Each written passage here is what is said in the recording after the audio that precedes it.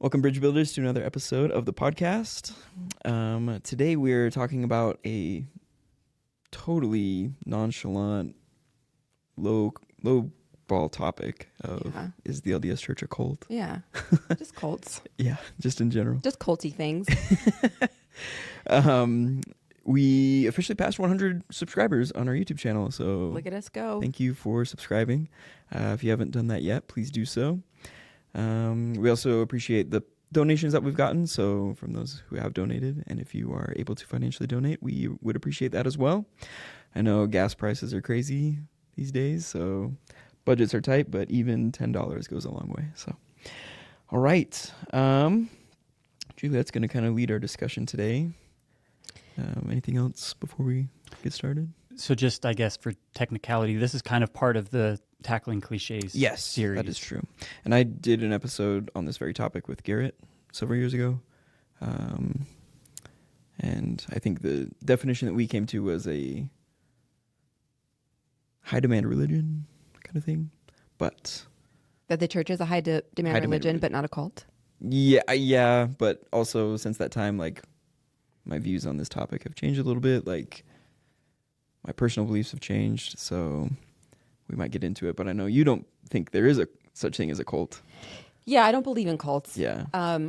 Hot take. I think that just when we start looking at the nuances of what is a cult and what isn't a cult, like, the phrase can become a little bit meaningless. And there's like scholarship on this that I am not educated enough to speak on confidently.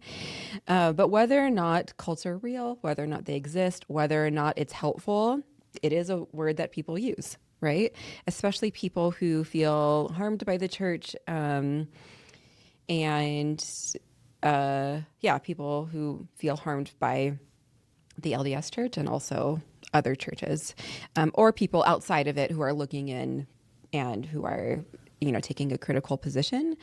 And so I don't want to focus on what is the definition, going through the BITE model, like checking off the things like, is it or is it not a cult? Because whether or not it is, people talk about it, like people use the word, it's very emotionally charged. And so we want to talk more about why do people say it? Where does that come from?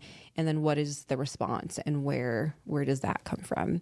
And so I did some Facebook research, very official. I'm talking to people both in forums that are Ex-Mormon, fringy, nuanced, maybe less faithful, and forums that are more faithful, and just kind of ask for people's experiences on this either way. I'm just gonna hop right in with a quote because I thought this was really interesting. This is from like a not faithful perspective, but they said, "The truth is that the church experience can be simply a religion for some and a cult for others based on how orthodox their family is. Some people benefit from cult recovery and others will never need that level of help when exiting the religion."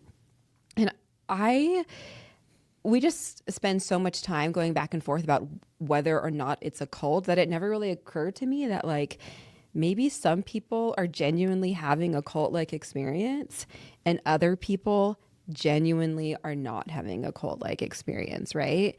And so then when people are arguing about it, they're both arguing from a place of truth and honesty, and kind of assuming that the other person had an experience that was similar to theirs but is mischaracterizing it. I wonder if this kind of experience is more based off of, we can talk about this a little bit if we want, but the culture, get it? Yeah, got it. Versus like the actual institution of the church. But then again, I also am very strongly believe that the institution helps define the culture that we have around. 100%. Right? So I guess when I'm like, are you cut off from people who leave is kind of like one thing, name your cult, quote unquote, Scientology, whatever. If someone steps away, they're like, in a sense, shunned.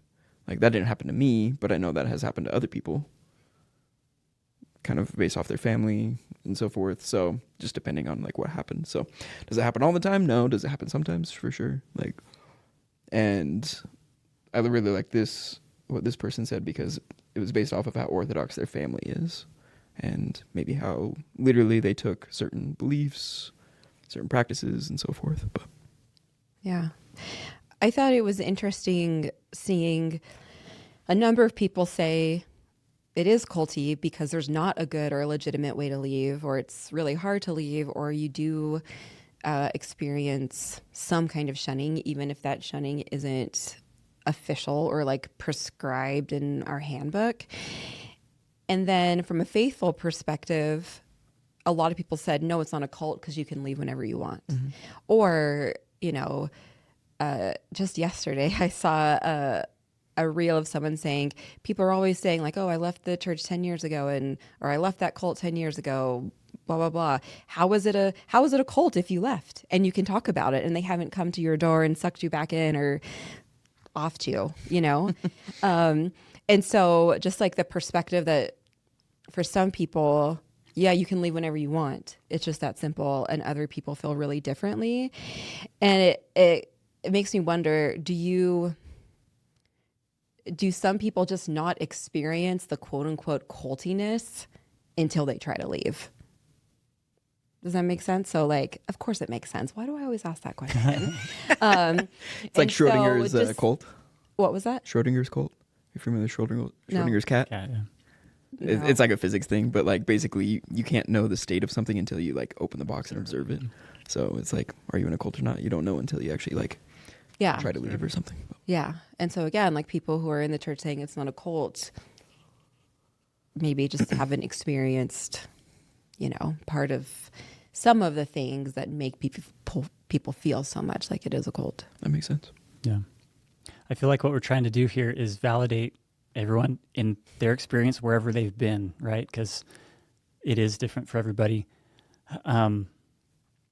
Just going back to as far as like definitions go and our purpose here, it's like we're not talking about whether or not the church would qualify as, but to have the discussion, is it even productive to make the statement and or respond poorly if that statement is made and when that statement is made. I want to share just with the audience, and if either of you might be interested in this, there's a TED video. I don't know how to pronounce her name. I think it's Janja Lilich, but she does just a short 5 or 6 minute video called "Why Do People Join Cults?" and she kind of breaks down where definitively cult and culture are tied together, like historically, linguistically, right? And cultivating, anyone who cultivates a belief in something, that was the definition of a cult, historically speaking. And I mean, I think we all have various beliefs and we're trying to cultivate our perspectives. And so in that way, like in a definition sort of way, yeah. But as far as the pejorative and is it productive to make those claims and to maybe create a double standard, like we're all trying to cultivate things that we believe in.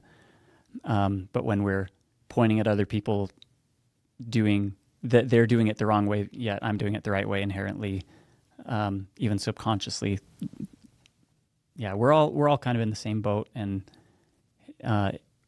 as fellow humans in life, and we all have different organizations that we're a part of. Simultaneously,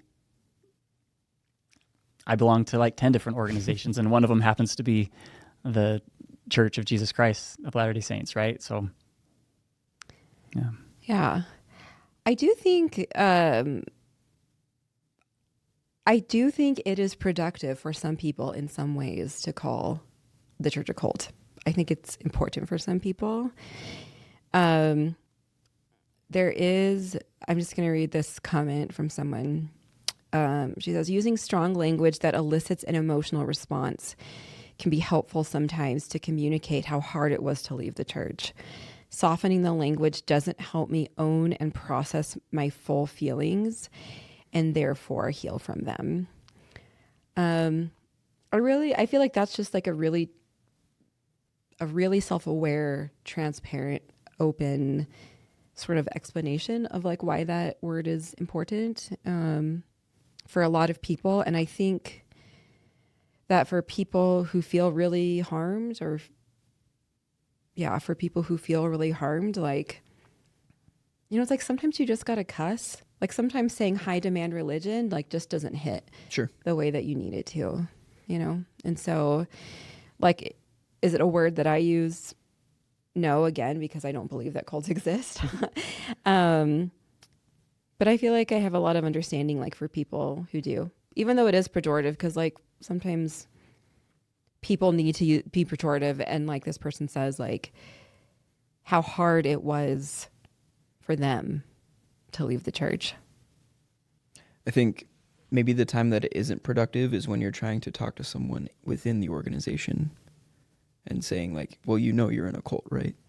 Like, I think that's no matter like whether we're talking about the LDS Church or not, there's something about like the pushback effect, right? Where if someone challenges you with something like so pejorative like that, like, or such charged language, like I do agree with this, that using strong language that elicits an emotional response can be helpful to communicate how hard it was to leave the church. And I've used the term myself, like talking to myself or other people who have left.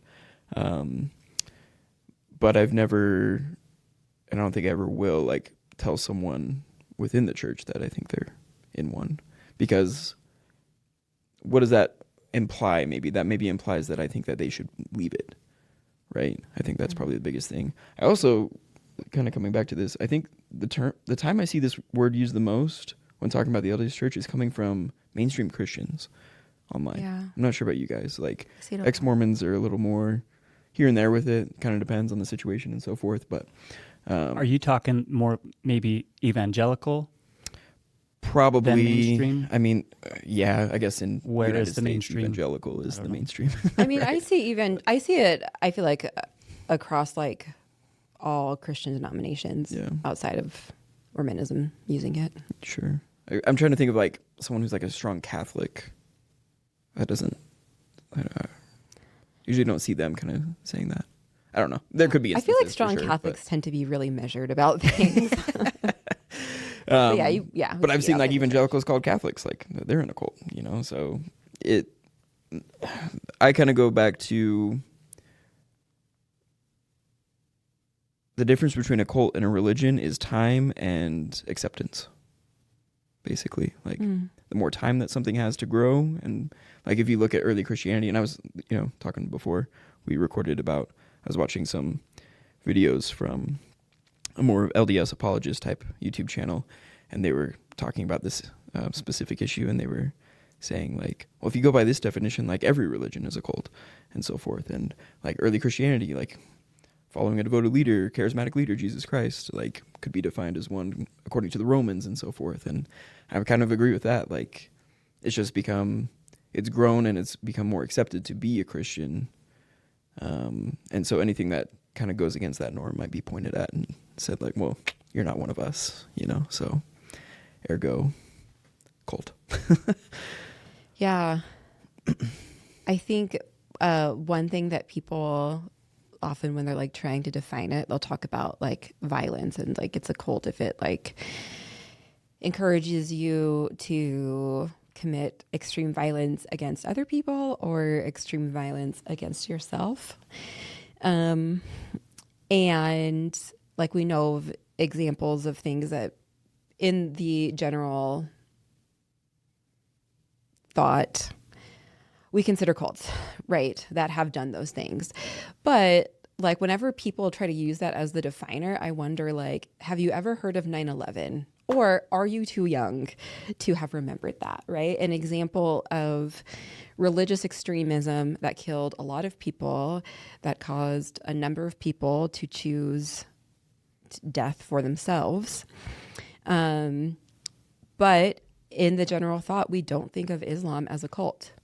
We like, there's certainly like Islamophobia that exists, but like I don't know, maybe it's just the circles I run in, but I feel like in general, we don't think of Islam as a cult. Like we think of like Jonestown as a cult, right? Like we see it as a legitimate world religion.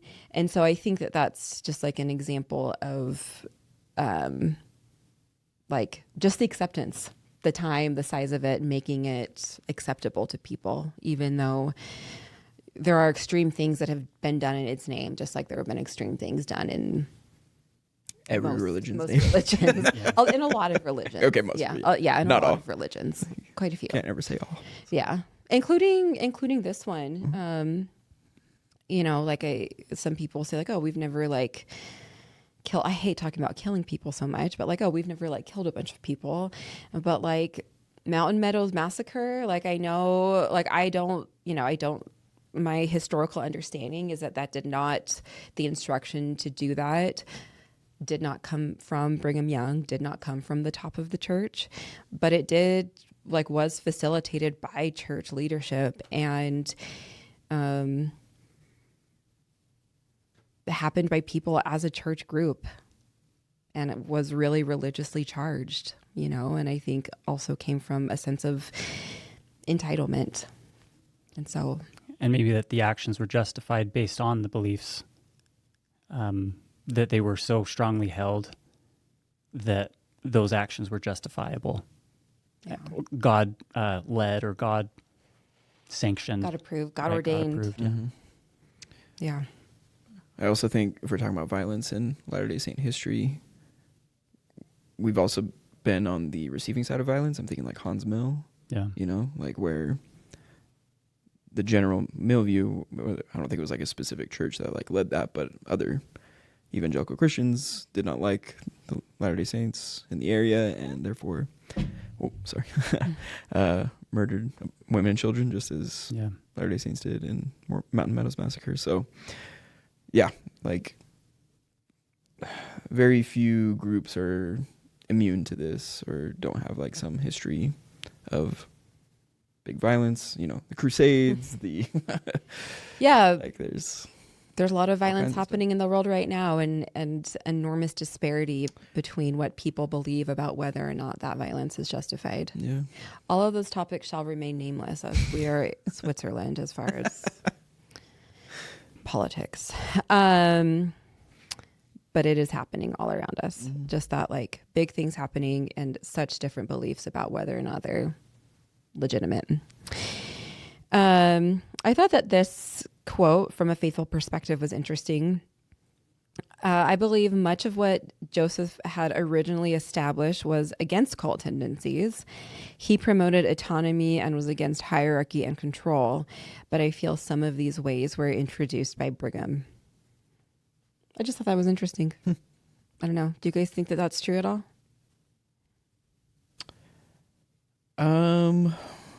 I mean, if you look up definitions of a cult, sometimes it can go to, a small group, gathering around, a certain leader, certain person. And I would think that both under Brigham Young and Joseph Smith, it might be defined as that way. The saints literally moved from state to state following this leader. Mm-hmm.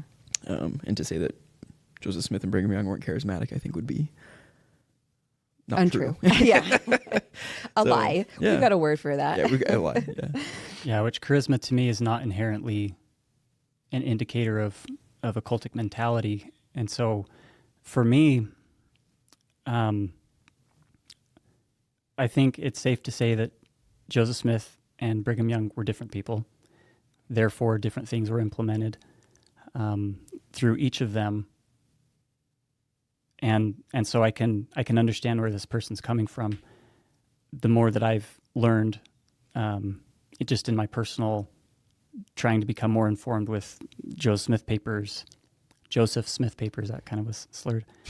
And Old Joe Smith papers. Old Joe, yeah. With the Joseph Smith papers, the more similarities I actually see between the two of them.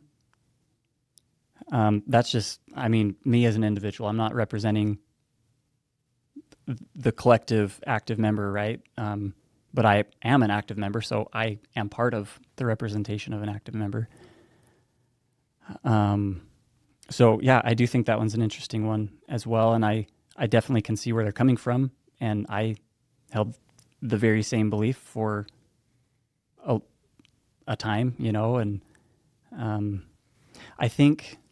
I guess maybe if I can just kind of meta, just talk about how this is going right now, because internally what's happening to me is like, yeah, that qualifies as cult, this doesn't. And it's like, again, this is so much more complicated than black and white, one or the other. So yeah, these are important conversations to have. And I guess just reiterating the term, it's a 4-letter word, you know, it in meaning, it's become a 4-letter word, like other curse words, that just closes off the conversation so easily, so quickly.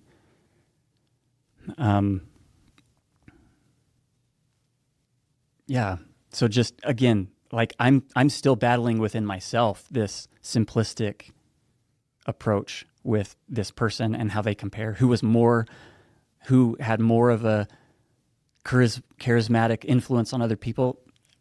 I don't know. I mean, a lot of that, it's not empirical. It's a lot of it's opinions and personal experiences that we're kind of talking about with here. And we can change over time. The institution has definitely changed over time. So I don't know. It's hard to have this conversation because it's been so simplified over time. Yeah. And we're trying to expand it to make it a little more open and complex and allowing for that discomfort. Because I think I'm assuming that all of us are somewhat feeling that, but I'm definitely feeling that in trying to navigate this internally as well as externally with each other. Sure. I mean, I don't feel it because, again, you don't believe in it? I don't think at all. Can you expand a little bit more on that? Like what you mean? Exactly? Yeah, I mean, I think that just of my understanding, like nobody has ever come up with like a good way to really define what is a cult versus what isn't a cult. That they've been able to be consistent with. And I like the Daniel McClellan definition of a cult, which is a religion that I don't like. And I think I didn't copy this down, but someone said, I'm part of the sourdough cult. I'm part of the Swiftie cult. I'm part of the houseplant cult. And I've thought about like arguing for the fact that like Taylor Swift, man, so many signs of a cult there, right? But like, I'm good. Like, I don't have an issue with that, right? People are just living their lives and enjoying themselves. For me, okay, I'm actually going to read a quote and then I'm going to come back to this if that's okay with you, because I have some thoughts and feelings about this as a convert to the church specifically. This is from like the not faithful perspective.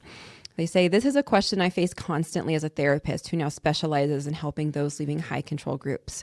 I much prefer the terms high control group or high demand group, but those are much lesser known. For the sake of advertising, I find myself using cult more frequently than I would like. But cult is one of those emotion-laden terms that instantly provokes a reaction and that can immediately break down communication, similarly to using the word quote unquote abuse.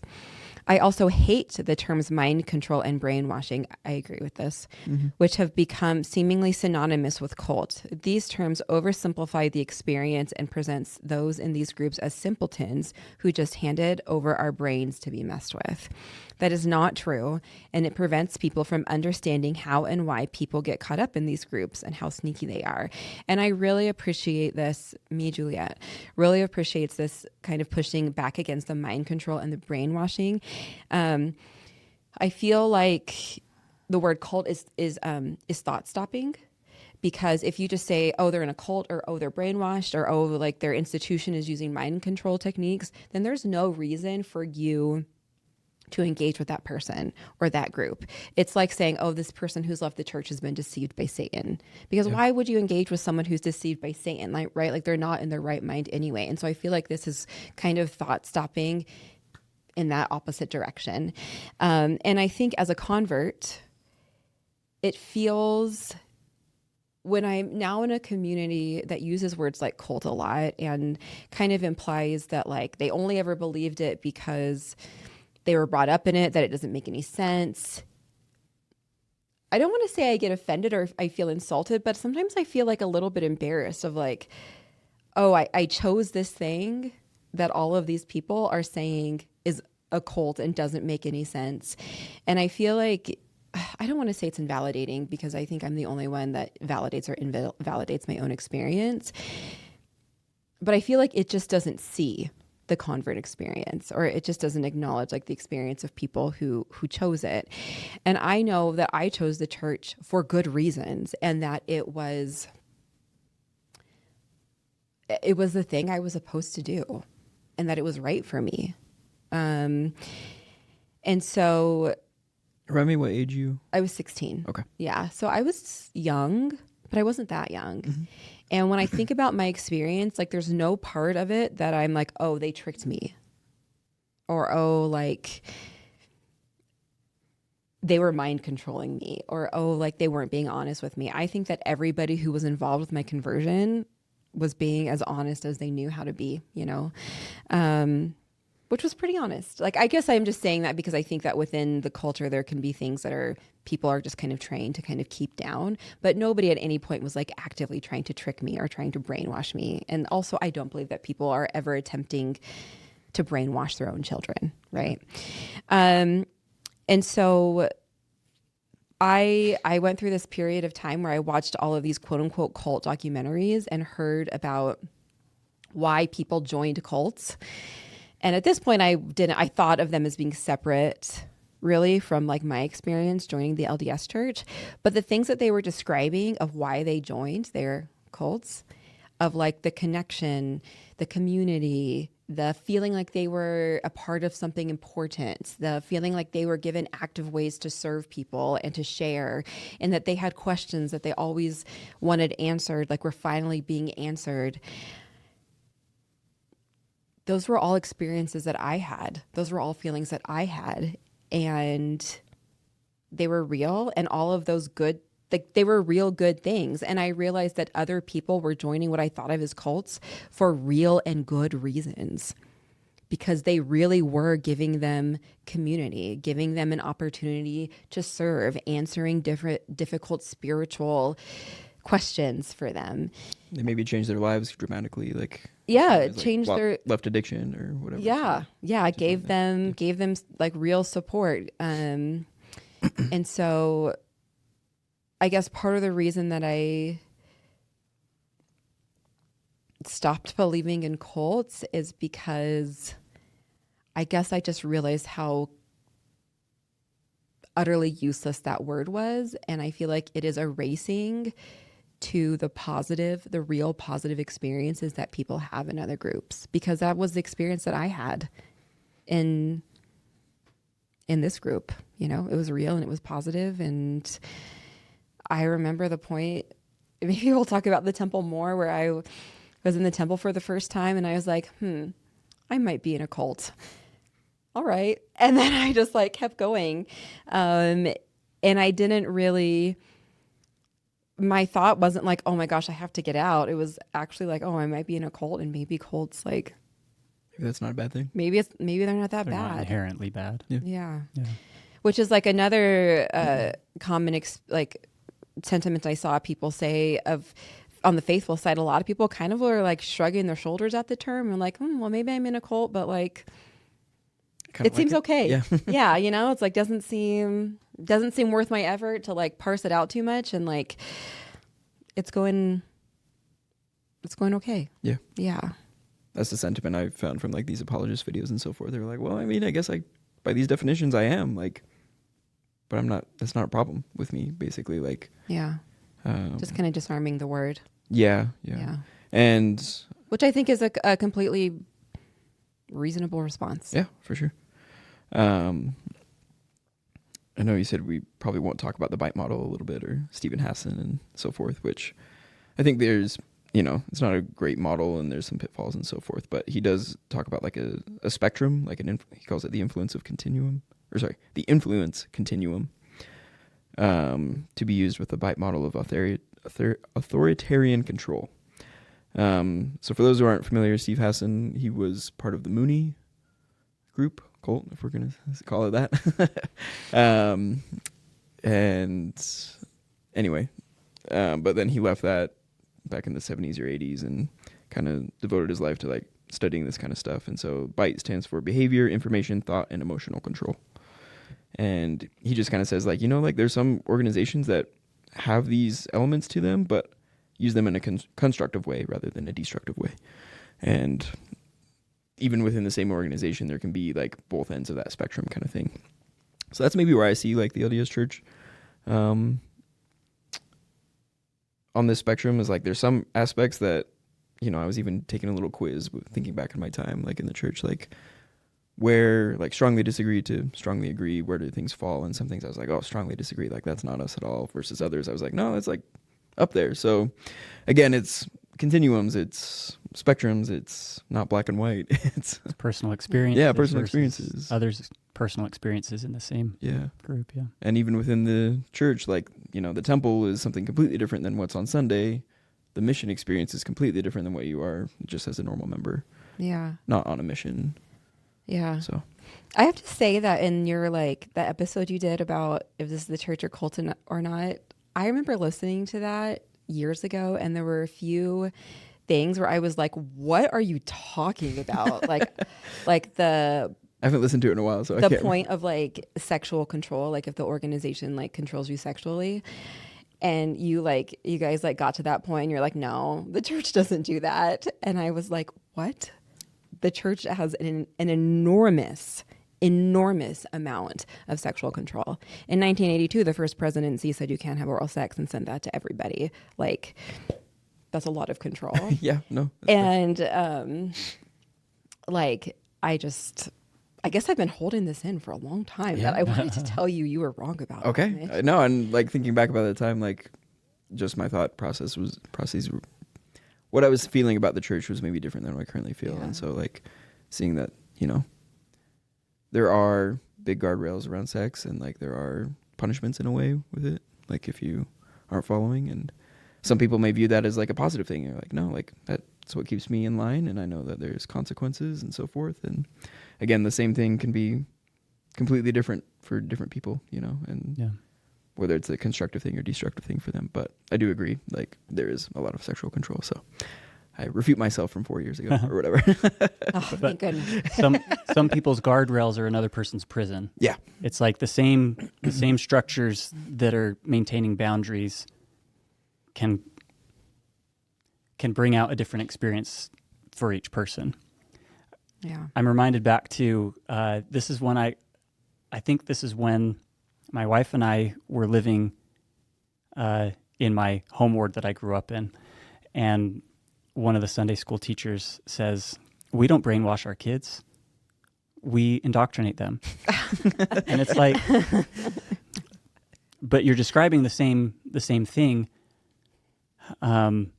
but one is positive one thing, is a positive and one connotation, is, kind of. Yeah, kind of. And then one is inherently a negative connotation at this point, colloquially. And so it's like,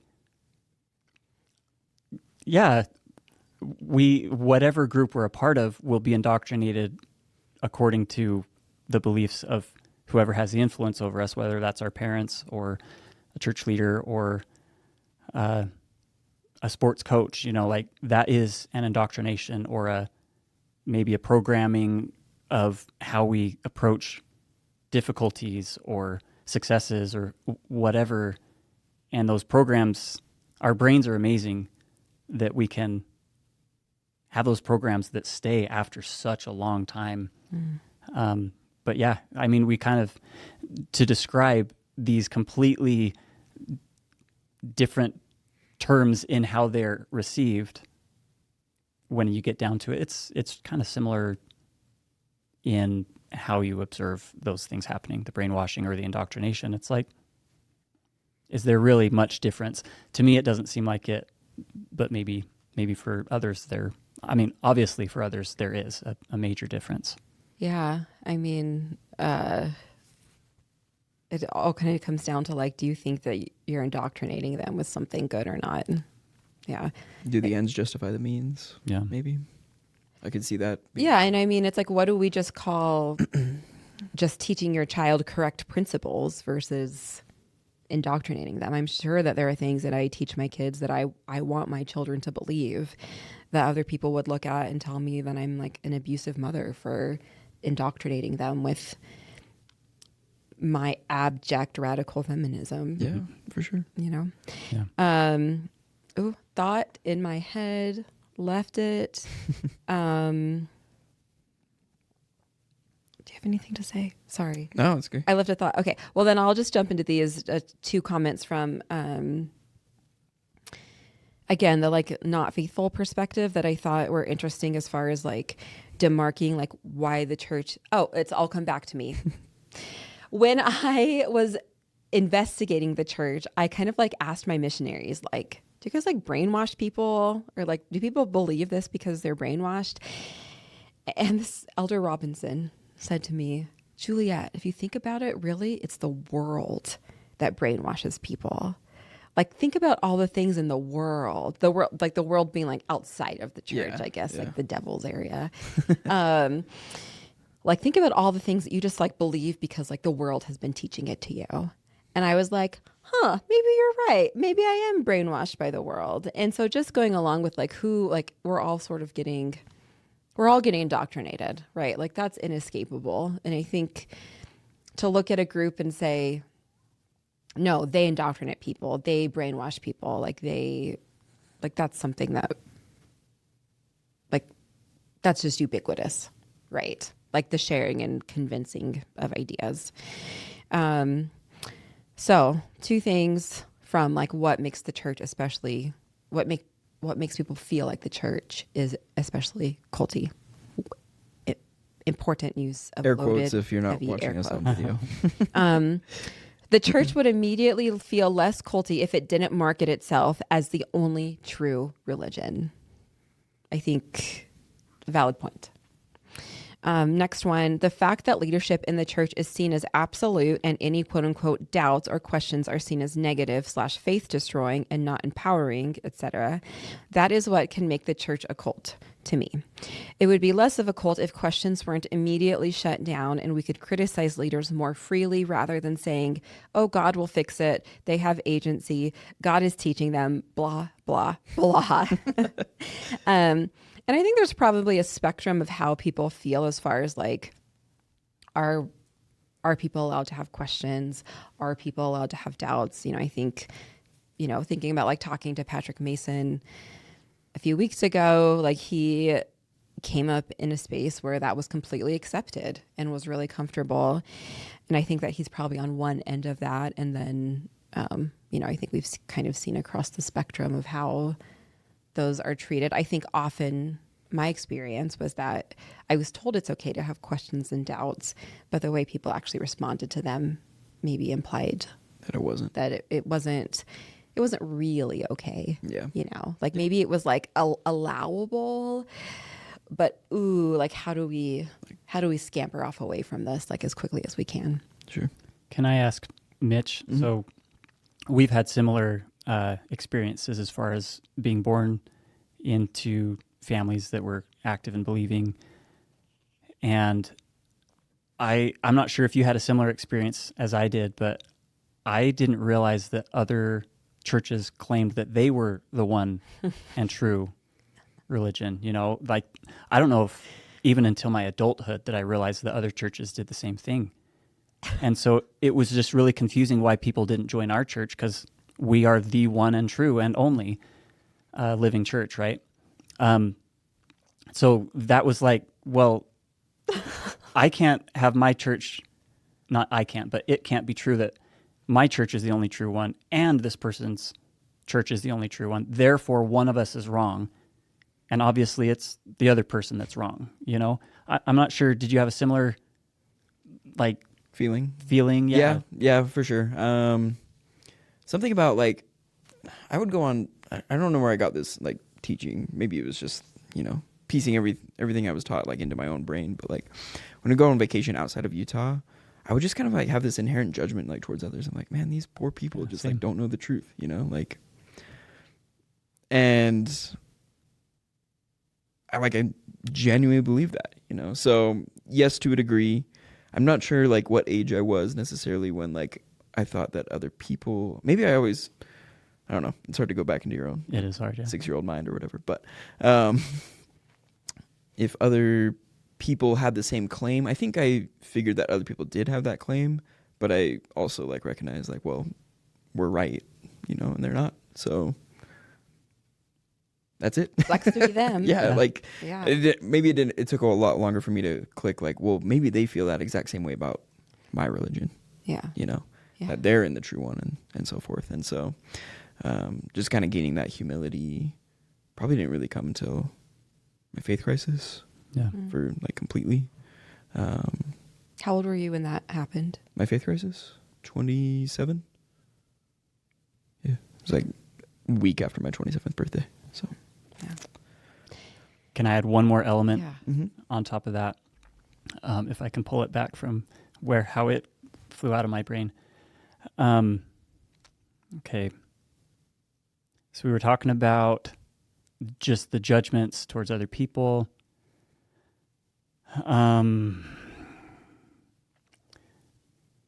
Is it gone? It's gone. It'll come. It'll come back. What I have to say is on topic. So Okay, and yeah, then and maybe it'll spark it too.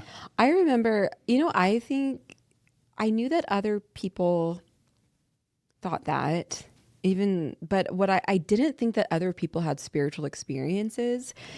That is exactly what I was going to talk it about. went into my head instead of back into your head. That's what it was. I didn't feel like other people had spiritual experiences and feelings of confirmation and what I called the Holy Ghost the way that I did. And so I knew that other people had different beliefs and believed that their church was the right one. But I felt that but God had confirmed to me that this was true and right. And he wouldn't have confirmed that to other people since they were wrong in the wrong church, whatever church it was, that wasn't mine. And then I was actually in mass one time with my sister and her husband, he's a lifelong Catholic and my sister is a Catholic convert. And there was like some point of like singing or something during the mass that my brother-in-law like had his eyes closed and I think he was like singing and it just was obvious that he was having a really spiritual experience. And I had so much cognitive dissonance about it because I thought it looks like he is having, like he's feeling the kind of feelings that I have when I'm on like a spiritual high, but he's not supposed to be having those because he goes to the wrong church. And I struggled. I never stopped struggling with that, honestly, I realized that he believed in the truthfulness of the Catholic Church the same way that I did, and that one of us had to be wrong. And that meant that one of our sets of beliefs and feelings had to be wrong. I didn't want mine to be wrong. But I also really didn't want his to be wrong because I knew how important his religion was to him and that he lived it and that he was having a good experience in the same way that I did. Yeah. Yeah. That is exactly like, do we think that other people can have those confirmations? For me, just to add an element kind of to what you're saying and how I thought about it, it's like they don't have the Holy Ghost. They don't have the gift of the Holy Ghost. Yeah. I do because I've been baptized and I received the gift of the Holy Ghost. So how can they be having those experiences? And the way that I had to reconcile that was, well, they're deceived. And it's not just, well, they're also having a positive experience. They're having a negative experience and kind of that judgment. They just don't know it. Yeah, they just don't know it. And so that judgment outwards that, me having the very same experience as far as confirmation through the good feelings, the warm feelings, like the ways that we define the Spirit in the LDS Church, they're experiencing those things too. But again, my way to reconcile it is Satan can deceive and Satan can counterfeit, and so they've almost got the truth, and Satan can use 99% truth to get across one lie. And that has bounced around in my head my whole life that again not causes me, hopefully it's a past term, that it really used to cause me that judgment looking outwards to other people and just devaluing the goodness that is coming to their life through their religion, through their worship. And if only they had, believed me. And they're probably thinking they might be thinking, if they're like me, if only Ashton would believe me and convert to my beliefs and my religion. And I think, I guess, just to kind of